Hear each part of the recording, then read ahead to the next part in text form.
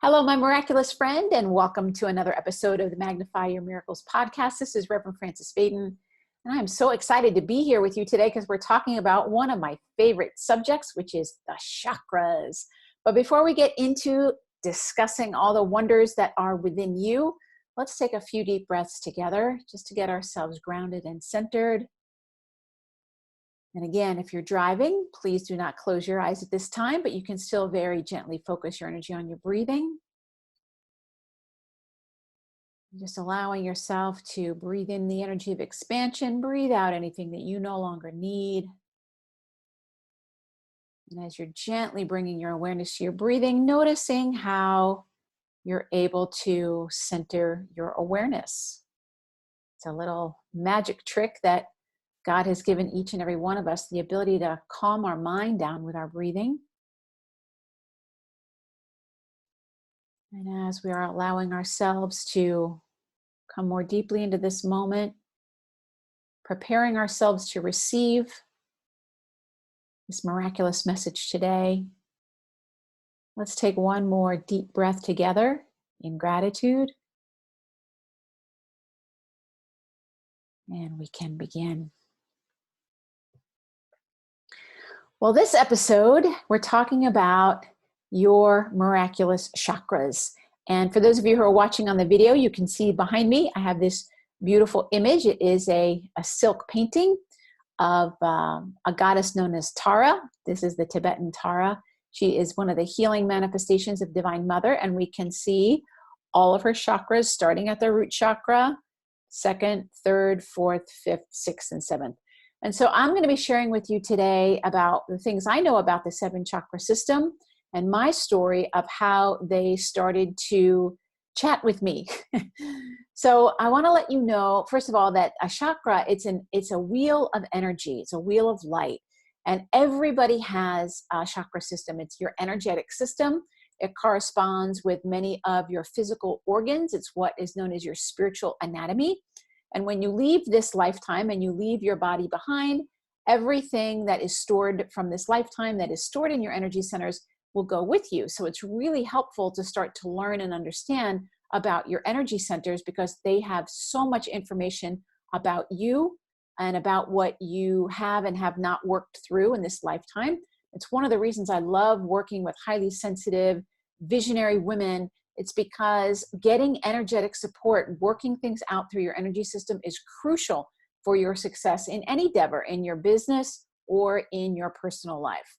So let me tell you a little bit about these energy centers. We're just going to be talking about these 7 because these are the ones that I work with most of the time. There's literally thousands of them. Everywhere there's a joint in your body. They're throughout your different levels of your energy body. I'm not an expert in the extended chakra system, but I do know these 7 inside and out, and I'm very fluent in speaking with them. So how did this happen? Well, I started out my adventure becoming a healer when I was 22. I graduated from college, and I realized very quickly that I did not want to do what I had a degree in, and I really wanted to be a healer. I had had an amazing experience going to a healer when I was 19. I had a health crisis. And she was able to intuitively see what was going on, not just on a physical level, but on an emotional level for me. And I really wanted to learn how to do that. But back in the day, there weren't really a lot of options. If you wanted to go to school for something, you could work with somebody one-on-one. But the only things that were really available then, at least here on the East Coast of the United States, was you could go to acupuncture school, you could go to chiropractic college, or you could become a massage therapist. And I definitely didn't want to become a chiropractor or an acupuncturist. So I became a massage therapist, which was lovely. And I was actually really good at doing it. And it was a wonderful healing modality. But in the course of my studies of becoming certified, I had to take a few electives. And one of the electives that I chose to take was chakra balancing. And that is where I just lit up. I loved everything about it. The teacher that I had been doing chakra balancing. She studied with a woman named Rosalind Bruyere out in California. But my teacher who worked with her directly was a psychiatric nurse. And she actually used this energy balancing technique in the psychiatric hospital with some of the patients that were there. And she had great success. So this wasn't just theoretical. She was actually teaching us things that had worked for her. And she's one of the first people that taught me that the energy centers have a language of their own. And so I started incorporating energy balancing, simple energy balancing into the massages that I was doing. I was doing everything in person at the time. And I would do it at the end of my massage. So I would check and see somebody's energy, and I would start to, balance them, do the energy healing that I knew how to do to rebalance those energy centers. Well, I had some regular clients that would come for weekly massages. And there was this one client who week after week, her second chakra was closed. And I was curious about this. I was like, well, if I'm opening these energy centers and the energy is moving, how come the next week the energy is closed again? Why is that? So the next time that I saw her, I was doing my energy clearing at the end, and I had my hands doing the second chakra clearing. And in my mind, I simply asked the question, why is her second chakra closed again? And immediately I got an image in my mind. And it was a little bit startling because I was like, what is that? And these energy centers started to talk to me. That's how I say it. They started to talk to me. So I shared with this client, I had seen an image of, I think it was a dog at the time. And I asked her and I said, this might sound strange, but is there any reason why I might be seeing an image of a dog when I'm working with you? And she started to cry and said, oh, I lost my beloved dog a month ago, and I've just been so sad. And the second chakra is where we deal with relationships and emotions and creativity. So it would make sense that she's having some energy around her loss of her beloved companion in that second chakra. She's dealing with a lot of sadness because that's where the emotions are. I was like, oh. So then I started asking, as I was working with people and working with their chakras, what was going on underneath of it. And that is when things started really to rock and roll with my own intuition. And I started getting messages from the chakras. They started to talk to me, which is still to this day fascinating. And you can ask your chakras about any area of your life. And I would mostly at that time talk about health. I've now moved into helping people figure out their purpose, helping people to discover why they're stuck, helping people to see and draw on their strengths instead of always focusing on trying to work on their weaknesses. Everything is in this energy system right here, and it's fascinating. So I've been talking to these chakras for the last, I would say 20 years, 25 years it's going on, and I'm pretty fluent in them. And I want to tell you a little bit about what they want you to know. So if you're feeling stuck, if you're feeling lost, if you're feeling a little bit confused, you can find answers by diving into your own energy field because the answers are there. So let me tell you what I mean when I say stuck and when I'm saying, because a lot of people say, oh, your chakras are blocked. And yes, that is something that people can say, but the reality is if they were actually blocked, you would not be in your body anymore. It's not possible for them to be 100% blocked. I say that they're either challenged or they can show up as congested. And when your chakras are having a challenge, what that means is this energy is going up and down. Every time you breathe in, the energy is going up the inner spine through these energy centers and going down. Well, if you have something going on physically for you, let's say that you had an accident, and right up here at the throat chakra, that's that blue center, you had an accident, maybe you have whiplash, you could have done something on a physical level that's now impacting the energy flowing through that center. So it's going to show up as congested or challenged. It might be having some inability for the energy to be flowing through there as much as if you didn't have that accident. So sometimes it's on a physical level. Most of the time, it's on an emotional / energetic level, meaning if we were to use your throat chakra again as an example, if you were constantly told when you were little to be quiet, that you have nothing to say, that children should be seen and not heard, there can be a lot of stuck energy in that throat chakra. Or for example, the one right below, the green one, the heart chakra. The heart chakra is one of my favorite ones to work with because that beautiful energy center holds the key to your happiness and your fulfillment. No joke. So not only is it connected to everything that matters to you, we have these phrases, your deepest heart's desire, your heart's longing. So you could have everything that you ever thought that you wanted. If we go down the chakras, you can have security, which is the root chakra, everything that you need to feel safe and happy in your life. You can have that sense of security. Second chakra, maybe you have beautiful relationships and a lovely family, and you're, very, very creative. Third chakra is your relationship with yourself, and maybe you're feeling very, very confident, and all those things are working. But then you get up to your heart chakra, and if you're not acting on the thing that matters to you, if the thing that matters to you most isn't present in your life, you're not going to feel fulfilled. And it's one of the things I see when I'm working with my clients is if you have, now, what is it specifically about the heart chakra? If you have any grief there, maybe you've gone through a loss, and a loss doesn't have to just be that somebody's crossed over. Maybe you lost a job, or maybe there's a missed opportunity, or maybe you feel like you've waited too long and you're experiencing a sense of loss. That can be something that gets stuck in the heart chakra if you don't let yourself work through that. And I'll also give you a little insider secret that I see with people. Sometimes people they're meditating every day, and they've done tons of therapy, and maybe they've been in 12-step recovery, and they've done everything that people say you should do to be able to heal from something, and yet there's still something lingering. It could be that it's stuck in your energy field, and you just need to get that moved through. And if you work with somebody, myself, for example, or anybody that you know and that you trust, that can help you move that out of your energy, you're going to see exponential growth and exponential healing in your business, in your relationships, in any area of your life. Now, most of us, we don't have just one thing. Sometimes we do. Sometimes there's one thing that gets stuck, but often we have things that have happened over time. So if you've had trauma, if you've had any kind, again, it can be physical trauma. So a lot of times when I'm working with my clients, I will ask them, like, let's take the third chakra right here, the yellow one, that's your solar plexus.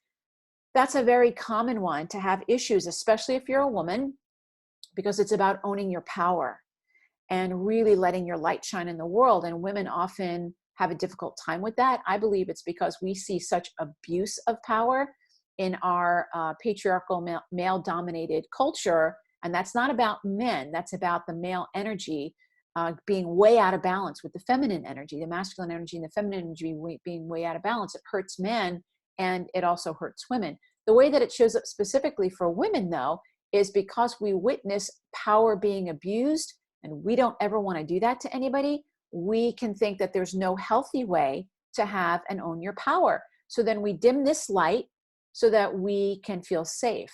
And then what ends up happening is, as this becomes closed off, you see how I'm putting my hand over that chakra, you can see a little bit of the yellow, but not a whole lot.